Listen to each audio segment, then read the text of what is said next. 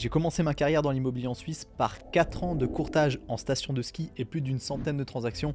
Dans cette vidéo, je vais vous partager 5 éléments essentiels que vous devez absolument maîtriser avant de commencer à investir en station de ski. Accessoirement, c'est une des rares vidéos qui concerne également les personnes qui ne résident pas en Suisse et qui aimeraient investir dans l'immobilier suisse parce que c'est possible en station de ski, en tout cas dans une partie des stations. Donc toutes les personnes qui ne sont pas suisses, qui n'ont pas de nationalité suisse et qui ne résident pas en Suisse, eh bien cette vidéo peut vous intéresser. Pour toutes les personnes qui résident en Suisse, permis B, permis C, qui ne sont pas forcément suisses, de toute façon vous pouvez acheter en Suisse. Et vous verrez dans les 5 éléments que je partage, on monte en niveau d'importance avec le temps et parfois on a des liaisons entre les éléments, donc restez attentifs. La toute première chose à maîtriser et à connaître, c'est la loi sur les résidences secondaires, tout simplement. Vous savez peut-être probablement si vous avez déjà vu mes vidéos, mais depuis le 11 mars 2012 en Suisse, on ne peut plus construire de nouvelles résidences secondaires dans toutes les communes en Suisse dont le patrimoine bâti est déjà utilisé à hauteur de 20% et plus comme résidence secondaire. Donc tout ce qu'on peut continuer à construire dans ces communes, c'est des résidences principales, mais pas des résidences secondaires. Ça veut dire qu'on a besoin d'avoir une personne qui dépose ses papiers dans la commune et qui habite officiellement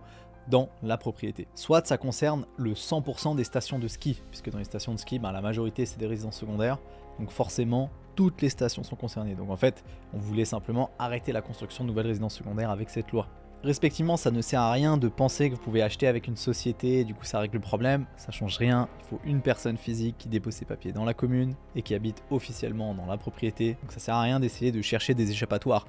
Les communes d'ailleurs sont assez contraignantes avec ça, elles sont assez strictes. J'ai eu un cas une fois, une personne que j'ai eu au téléphone et puis qui a vu sa maison être complètement scellée. C'était un Jurassien, il avait acheté en Valais un terrain, il a construit une résidence principale, parce qu'il devait faire une résidence principale, donc avec mention registre foncier, résidence principale uniquement. Au final, il l'a jamais utilisé comme résidence principale. La commune, au bout d'un moment, après plusieurs avertissements, a scellé sa maison et il pouvait venir uniquement pour l'entretenir, la nettoyer et repartir. Autant vous dire que c'est assez contraignant et ça va relativement loin. Et donc moi, j'éviterais de tricher. Accessoirement, c'est pas possible de louer en Airbnb non plus ce genre de propriété. Vous avez besoin d'une personne qui habite officiellement sur place et qui dépose ses papiers, encore une fois. Donc vous pouvez louer à l'année, ça c'est possible, mais vous pouvez pas louer à la semaine. C'est de la résidence secondaire. Ça, c'est pour les bases fondamentales de la loi, comment ça fonctionne concrètement. Et puis ensuite, vous avez des parties un peu plus techniques, parce que vous avez certes la possibilité d'acheter un bien immobilier en résidence secondaire. Tout ce qui a été autorisé ou construit avant 2012 n'est pas concerné par la loi. Ça veut dire que vous pouvez acheter comme résidence secondaire, utiliser comme résidence principale, revendre comme résidence secondaire. C'est comme vous voulez. Par contre, vous avez des restrictions. Vous pouvez agrandir, mais uniquement de 30% de la surface utile principale du logement. Ça veut dire de la surface balayable, la surface de location, si vous voulez bien. Donc réellement, la surface habitable nette en soi. Donc par exemple, vous avez un chalet de 100 m² de surface habitable nette. Vous pouvez l'agrandir jusqu'à 130 m² de surface habitable nette, mais pas plus. Si vous agrandissez plus, vous devrez le transformer en résidence principale. Ce qui est complètement absurde. Je suis absolument d'accord avec vous, mais voilà, la loi le prévoit comme ça, en tout cas pour l'instant. Ensuite, vous avez la possibilité de créer plusieurs logements à l'intérieur d'un logement déjà construit. Donc typiquement, vous avez un chalet de 2 étages, vous pouvez faire 2 appartements séparés et les utiliser comme résidence secondaire les deux. Par contre, vous ne pouvez pas agrandir. En tout cas, c'était comme ça jusqu'à maintenant. On est déjà en train de prévoir des modifications de la loi pour qu'elle soit plus souple à ce niveau-là, parce qu'on se rend compte que ça détruit du patrimoine existant. Typiquement, pour vous donner un exemple concret, tous les masos, les mayens que vous voyez en montagne, en Valais, qui sont des petits mayens qui sont absolument magnifiques, ou surtout des granges, mais qui sont pas habitables, ces objets qui sont pas habitables, ils peuvent pas être utilisés comme résidence secondaire si on les aménage, parce qu'on les rend habitables, donc on crée un nouveau logement. On crée des mètres carrés habitables, parce que comme je l'ai dit, on peut séparer un chalet en deux appartements, on peut créer des unités de logement, mais pas des mètres carrés en plus. C'est-à-dire que c'est soit on fait des mètres carrés, mais on crée pas de logement, soit on crée des nouveaux logements, des unités de logement, mais on crée pas de nouveaux mètres carrés. Ça aussi, c'est absolument ridicule. Mais d'ailleurs, ça va certainement changer ça. Mais pour ces masos, pour ces granges un petit peu, si on les rend habitables, ça devient des résidences principales. Puis en fait, la différence de prix, de valeur de ces objets entre résidence principale et résidence secondaire, c'est monstrueux, parce que le 90% de la demande en station de ski, c'est de la résidence secondaire. Donc qu'est-ce qui se passe? Vous devez investir un montant astronomique, parce que le coût des travaux, c'est le même, que ce soit résidence principale ou résidence secondaire, c'est exactement la même chose, ça change pas.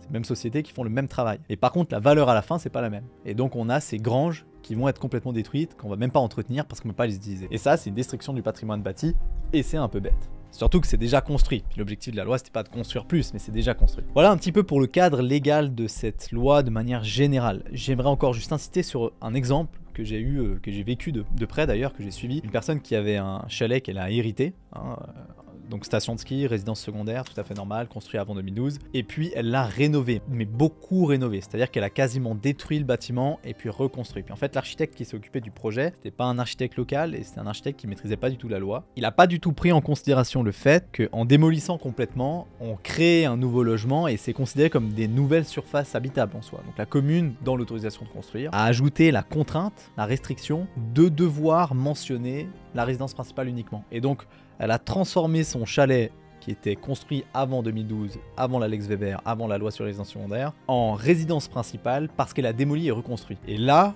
c'est dramatique parce que elle a investi peut-être 300 000, 400 000 francs de travaux, parce qu'elle n'a pas tout démoli, mais elle a démoli une grosse partie. Et puis, elle a donc perdu la possibilité d'utiliser le chalet comme résidence secondaire. Et donc, ça veut dire que l'investissement qu'elle a fait pour rénover, eh bien, ça aurait peut-être ajouté, par exemple, 400 000 francs, 500 000 francs de valeur au chalet, mais ça a été complètement détruit parce que c'est plus utilisable comme résidence secondaire. Donc, c'est dramatique comme situation. Et puis, alors, elle l'utilise comme résidence principale, donc elle dit ça me pose pas de problème, mais la vérité, c'est que à la revente, ce serait un vrai problème. Donc, voilà un petit peu la situation et pourquoi il faut faire très attention à cette loi quand vous achetez un chalet, principalement parce qu'un appartement, alors là, vous avez moins ces problèmes de construction, rénovation, agrandissement, et c'est quand même assez important de connaître un minimum cette loi.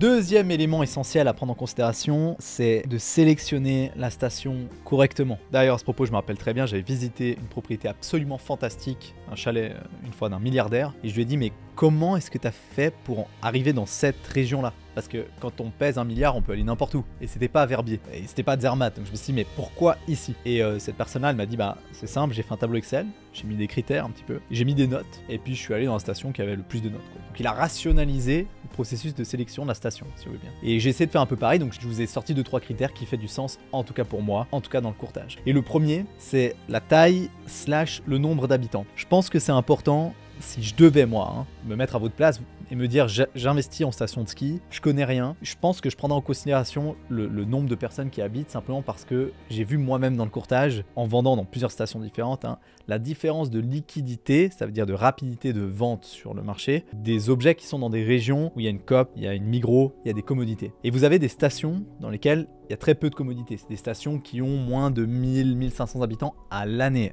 Si vous êtes dans une station qui a 500 habitants à l'année, vous avez beaucoup moins de commodités qu'une station qui en a 2005. Cette différence-là, elle est substantielle, je trouve, dans l'offre d'hôtellerie et de commodités de manière générale, comme Migros, restaurant, bar, etc. Et donc, elle est assez importante dans le nombre d'acheteurs intéressés à acheter. Ça, c'est mon avis à moi, c'est ce que j'ai remarqué sur le marché. Ça ne veut pas dire que vous devez exclure les stations qui ont moins de 1500 habitants, mais moi, personnellement, j'investirais plutôt dans les stations qui ont un certain nombre d'habitants. Soit si je devais mettre un seuil, ce serait autour des 1500. Et là, je parle d'habitants à l'année, je parle pas du nombre de lits disponibles en hiver. C'est les habitants à l'année. Parce que la réalité, c'est que c'est eux qui font vivre aussi la station. C'est eux qui font en sorte que les commerces soient ouverts tout le temps. Si vous avez des restos qui ferment toute l'année, sauf pendant les 2 semaines à Noël, c'est pas très intéressant. Et c'est ça, idéalement, que vous aimeriez éviter. Deuxième critère, c'est le domaine skiable. Alors, les gens aujourd'hui achètent de plus en plus pour l'été, et pas que pour l'hiver. Donc, aujourd'hui, le tourisme été en montagne, il existe réellement. Et plus le temps passe, plus c'est important. Mais quand même, à ce stade, la majeure partie des gens vont skier. Et d'ailleurs, c'est quand même plus plein en hiver qu'en été. Mais si vous allez à Crans-Montana, si vous allez à Verbier, en pleine saison d'été, vous allez voir qu'il y a aussi beaucoup de monde. Si vous allez à Zermatt, c'est un peu particulier à Zermatt, parce que Zermatt, il y a des gens, c'est plein tout le temps. Donc ça, c'est une station un petit peu séparée du reste. Mais si vous allez dans les stations que vous connaissez, suisses romandes, Villars, c'est un peu pareil, pour le canton de Vaud, il y a des saisonnalités quand même. Et en été, les gens commencent à venir pour faire du vélo, pour faire de la marche. Donc c'est pour ça que les stations de ski, même à long terme, même s'il y a moins de neige, les stations de ski vont continuer à fonctionner. Donc je m'inquiète pas pour ça, pour l'investissement dans les stations. Il y a quand même des gens qui me demandent, mais le réchauffement climatique, moins de neige, moins de ski, il faut pas se leurrer. Si dans les 4 vallées, vous avez plus de neige aujourd'hui au mois de janvier, eh bien je peux vous dire que vous aurez d'autres problèmes, et on aura d'autres problèmes, l'humanité de manière générale, que de savoir où est-ce que vous allez acheter un chalet, où est-ce que vous allez investir. Je suis assez convaincu de ça. En partant du principe que les gens achètent quand même pour skier, j'irais chasser un domaine skiable qui est quand même relativement important. Donc typiquement 4 vallées, c'est le plus grand domaine skiable de Suisse, ce qui est relié au port du Soleil. C'est un énorme domaine skiable aussi, parce que vous êtes relié à France, etc. Si vous êtes sur Zermatt, c'est très très grand aussi comme domaine skiable, vous pouvez aller sur l'Italie.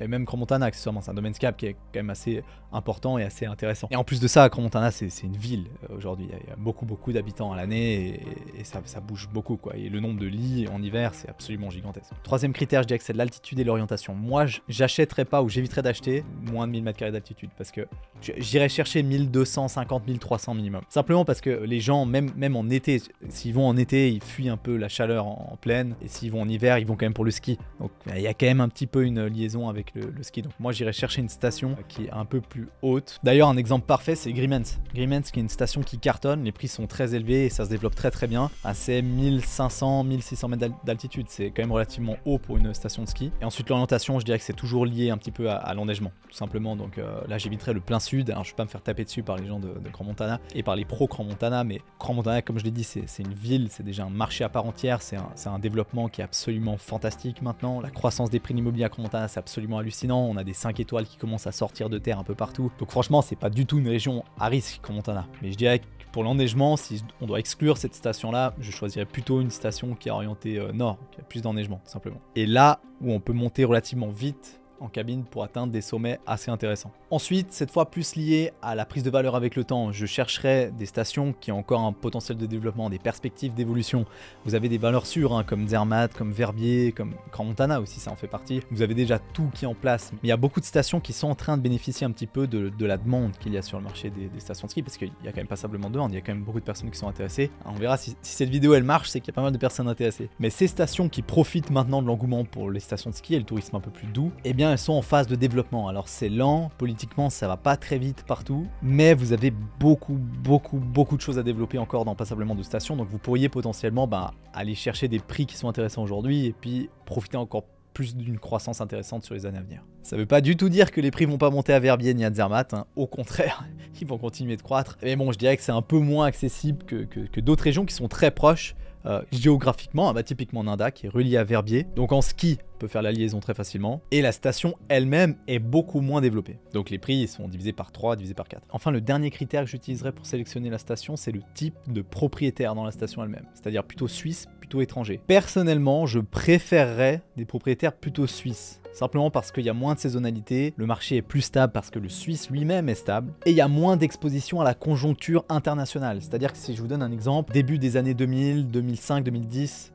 il y a énormément d'Anglais qui ont acheté en Suisse, mais ils avaient la livre sterling qui valait 2,50 francs suisses, et donc pour eux les prix c'était assez ridicule. Puis même juste sur le capital gain avec les années à venir, entre 2010, 2020, 2022, ils ont fait des plus-values de fou, parce qu'il y a la plus-value immobilière, plus la plus-value qu'ils ont récupérée sur leur monnaie, parce qu'aujourd'hui le franc suisse est beaucoup plus fort qu'avant. Mais aujourd'hui il y a quand même un changement de consommation des investisseurs étrangers. C'est-à-dire qu'en Suisse, on a une ordonnance qui s'appelle l'OAIE, qui est l'ordonnance sur l'acquisition des immeubles par des personnes domiciliées à l'étranger, qui autorise 1500 personnes domiciliées à l'étranger qui n'ont pas de nationalité suisse à investir en Suisse pour acheter justement ces résidences secondaires un peu en station de ski. Et il fut un temps où on n'avait pas du tout assez d'unités de contingence, comme ça qu'on les appelle, hein. Donc autorisation délivrable à des acheteurs étrangers, parce qu'il y avait beaucoup plus que 1500 par année qui voulaient acheter. Et donc on a des gens qui achetaient en 2008, qui signaient un acte d'achat en 2008 et qui devenaient réellement propriétaires juridiquement 2 ans plus tard. Parce qu'il n'y avait pas assez d'unités de contingent disponibles et donc ils devenaient juridiquement propriétaires, on pouvait les inscrire au registre foncier uniquement 2 ans plus tard. Des fois d'ailleurs c'est même allé bien au-delà. Et aujourd'hui, on n'est plus du tout dans une phase comme ça. C'est-à-dire qu'aujourd'hui,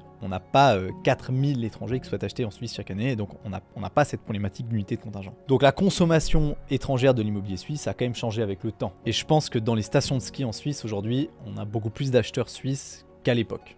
Allez, troisième élément essentiel à savoir avant d'acheter en station de ski, c'est que vous devez investir et miser sur la performance, soit la prise de valeur avec le temps. Pour la rentabilité, on y reviendra un petit peu plus tard, mais là j'aimerais me concentrer sur la prise de valeur quand vous achetez un bien immobilier et vous le gardez simplement, le capital travaille simplement parce que les prix montent. Et pour ça, vous devez comprendre l'historique de l'évolution des prix dans les stations de ski. Avant 2012, on a eu énormément de construction dans les stations. Et surtout quand la loi a commencé à arriver, on a énormément de propriétaires qui se sont dit « je veux sauver mon terrain, je veux sauver mon terrain, je veux sauver mon terrain ». Dès que ça a commencé à en parler, donc on a des personnes qui ont mis à l'enquête énormément d'objets, on a des communes qui délivraient des autorisations de construire comme des petits pains pour aller vite.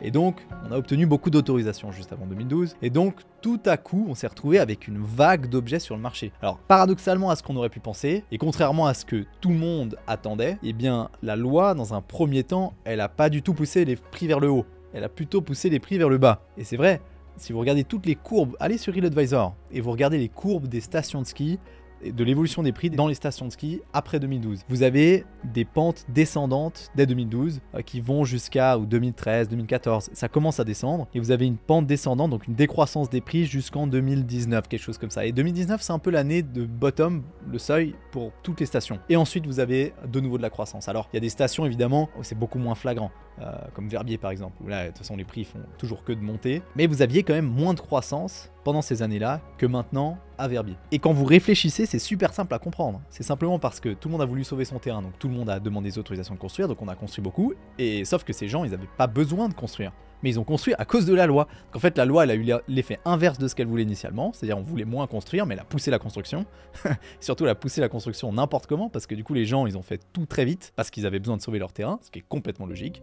Et donc, il y a eu énormément d'objets disponibles sur le marché. Et ça s'est fait comme ça. Donc, beaucoup d'objets disponibles sur le marché. La demande, elle n'a pas évolué entre 2012 et 2013. C'est pas parce qu'il y a une loi qui arrive que la demande augmente. Et donc, on a eu une baisse des prix. À un moment donné, vers 2019, tout ça, on a l'inertie du marché qui a commencé à changer. Donc ça, c'était avant Covid. Et on a de nouveau une croissance des prix parce que le marché a avalé un petit peu, il a pu encaisser ces nouveaux objets par rapport à la demande qu'il y avait sur le marché. Et donc 2019, ça commence à reprendre. 2020, Covid. Bon, bah là, on connaît la chanson. Je suis moi-même passé sur Couleur Locale d'ailleurs, si vous voulez vous marrer, parce que je faisais du courtage du coup à Nanda, dans la station de ski, et j'avais été interviewé par Couleur Locale pour parler de cette période absolument incroyable. Et ce que j'ai dit dans cette émission, ce qui fait du sens d'ailleurs, c'est que on a eu énormément de tourisme local à ce moment-là, parce que c'était plus possible de voyager. Donc en fait, les gens ont dû changer dans leur mentalité.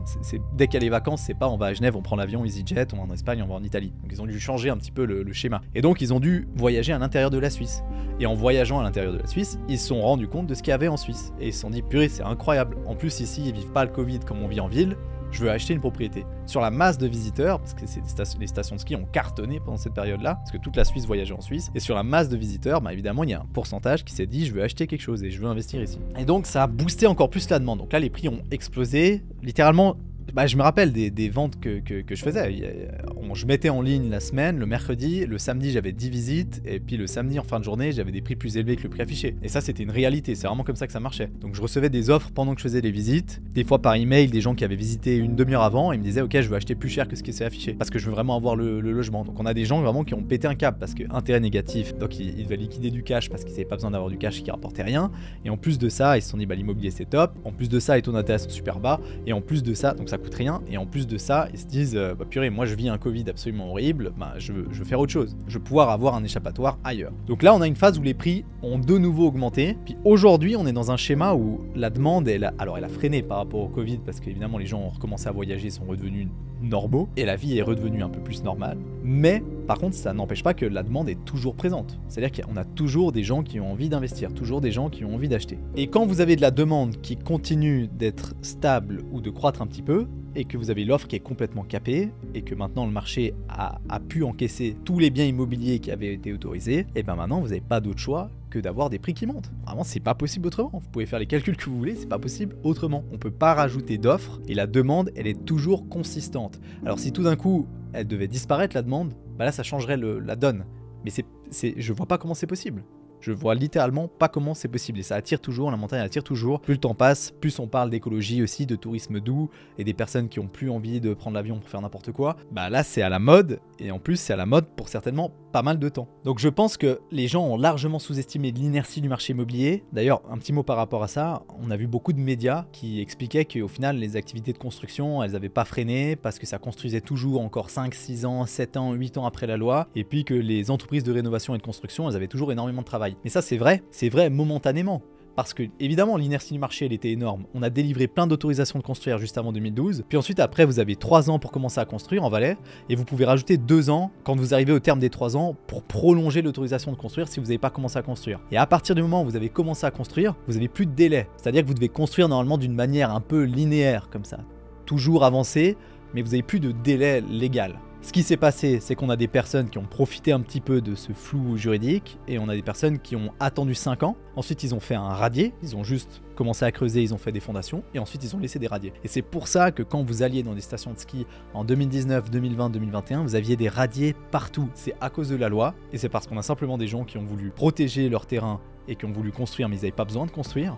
Puis ensuite, après, ils ont mis en vente, mais vu qu'ils ont tous mis en vente en même temps, bah, ça a pris énormément de temps à se liquider. Mais aujourd'hui, vous allez en station de ski, et vous regardez un peu ces radiers qui sont à gauche à droite, il n'y en a plus. Aujourd'hui, il n'y en a plus nulle part. C'est-à-dire que l'inertie du marché a rattrapé tout le retard, c'est-à-dire que c'est plutôt maintenant qu'il faudrait aller voir les entreprises de construction et leur dire est-ce que vous avez encore du travail ou est-ce que vous avez plus de travail ou moins de travail? Est-ce que ça se ressent? Et vous verrez qu'aujourd'hui, je pense que ça se ressent. Parce que l'inertie du marché pour encaisser toutes ces autorisations de construire a été largement sous-estimée et aujourd'hui on y est. Deux problématiques que ça crée, hein, donc l'incapacité de fournir des nouvelles offres, c'est que les sociétés de construction souffrent, ça c'est d'évidence, et c'est que les personnes locales, les autochtones, quittent la région parce qu'ils doivent aller en dehors parce que les prix montent drastiquement. Et ça c'est un phénomène qu'on revoit absolument partout. Donc la périphérie, après a les prix qui montent également parce qu'on a plus de personnes mais cette fois locales donc ça monte de manière moins drastique. Quatrième élément essentiel à prendre en considération avant d'investir en montagne, c'est la rentabilité mais cette fois en rendement. C'est-à-dire on parle plus de performance, donc de prise de valeur qui était le point 3 qui est au final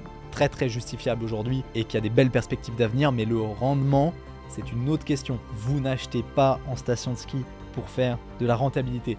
Et c'est pas compliqué à comprendre, c'est simplement que les personnes qui sont en concurrence avec vous quand vous achetez ne cherchent pas du rendement.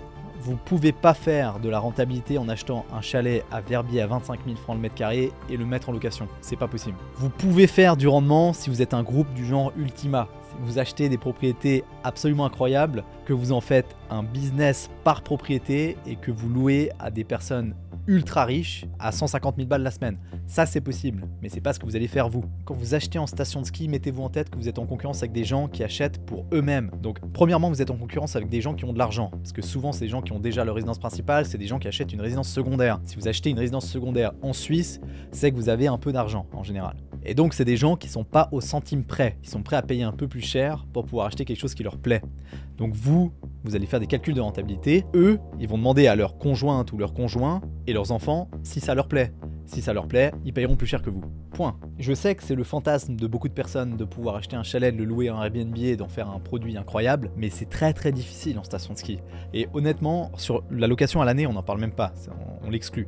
Mais sur le Airbnb, vous allez couvrir vos charges, et ça va être effectivement intéressant pour couvrir vos charges, vous allez peut-être faire un petit peu de rentabilité, mais ce sera pas quelque chose d'extrêmement intéressant. D'ailleurs, ça rajoute des lits chauds et pour la station, c'est génial. Et donc moi, j'ai un fervent supporter de la location Airbnb, mais vous faites pas ça pour de la rentabilité, vous faites ça pour pouvoir utiliser un bien immobilier que vous avez acheté. Et par contre, une très bonne stratégie d'investissement, c'est que vous voulez sécuriser du capital et le faire valoriser avec le temps. Vous achetez un chalet, il va prendre de la valeur, vous comptez sur la performance, vous le louez en Airbnb et vous l'utilisez quand vous voulez. Ça, c'est un super schéma. Mais le Airbnb, ça va pas vous générer de la rentabilité.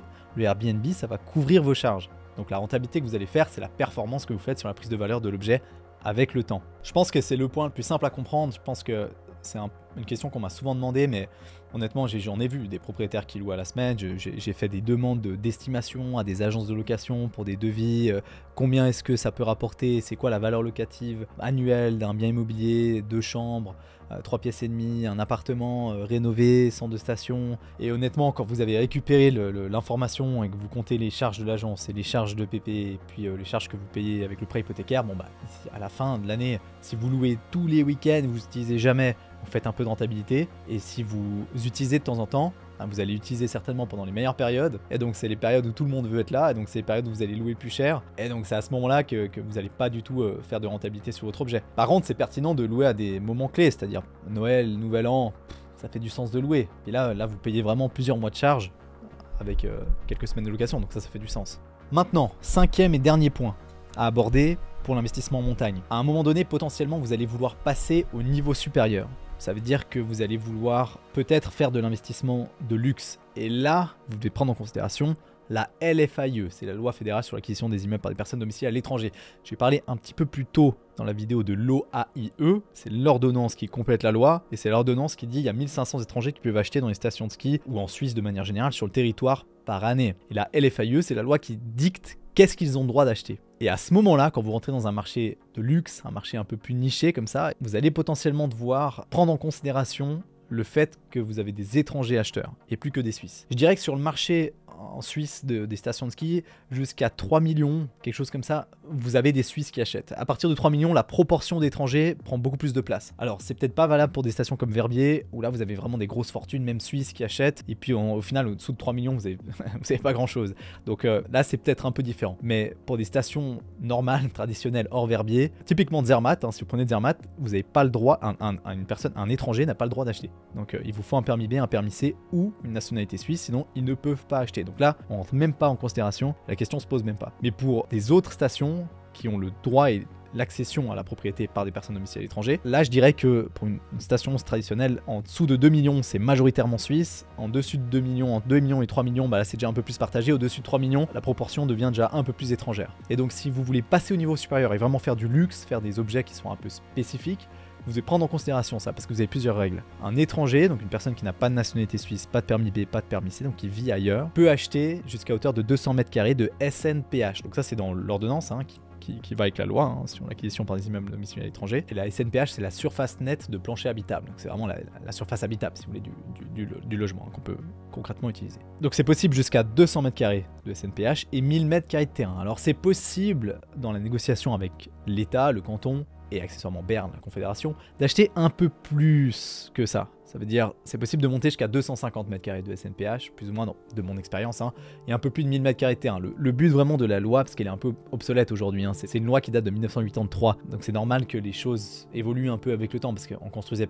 plus petit avant, on faisait moins de propriétés grandes. Donc évidemment, ça avait plus de sens, ces 200 mètres carrés. Aujourd'hui, ça n'a plus beaucoup de sens. Et donc vous pourriez, en justifiant à l'État, au canton, que vous avez besoin, vous voulez rapporter beaucoup de personnes, vous avez beaucoup d'amis, beaucoup de familles, vous voulez consommer en fait, puis dépenser dans la région, vous pouvez justifier que vous avez besoin de plus que 200 mètres carrés et vous pouvez monter jusqu'à 230, 240, 250. Le terrain, c'est un peu pareil, vous pouvez monter à plus que 1000, c'est pas 1005 mètres carrés, je veux dire, ça va pas vous bloquer l'acquisition. D'accord ?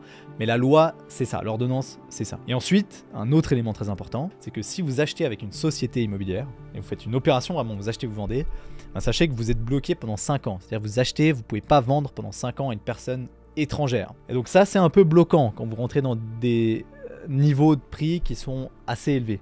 Parce que au final, vous n'avez pas de problématique pour des logements qui sont accessibles, 1,5 million, en dessous d'1,5 million, en dessous de 2 millions. Là, vous n'avez pas trop de problèmes, vous avez beaucoup de Suisses acheteurs, et donc c'est un peu moins important d'être LFIE compatible. Mais quand vous passez sur des gros volumes, bah là j'ai déjà vécu hein, la problématique. Vous avez cette contrainte de 5 ans. Alors vous pourriez louer le bien pendant 5 ans puis ensuite vendre, mais vous n'êtes jamais sûr que le mec achète à la fin, donc ça vous coince un petit peu. Donc faites juste attention à cet élément-là, mais c'est vraiment quand vous passez pour moi high level, c'est un autre niveau, vous rentrez dans un marché immobilier qui est professionnel. Là vous êtes plus simplement sur un petit investissement, donc voilà, mais c'était juste pour vous avertir. Maintenant, si vous voulez investir dans l'immobilier suisse, vous ne savez pas vraiment quelle région choisir, comment fixer votre stratégie, qu'est-ce que vous devez faire exactement, eh bien, je vous invite simplement à cliquer sur le lien juste en bas de la description et puis vous aurez la possibilité de réserver un appel directement avec un membre de mon équipe pour savoir si on peut vous aider d'une manière ou d'une autre pour votre processus d'investissement. C'est gratuit, c'est un petit audit de votre situation avec un conseiller de l'équipe et puis ça nous ferait plaisir de nous connecter avec vous.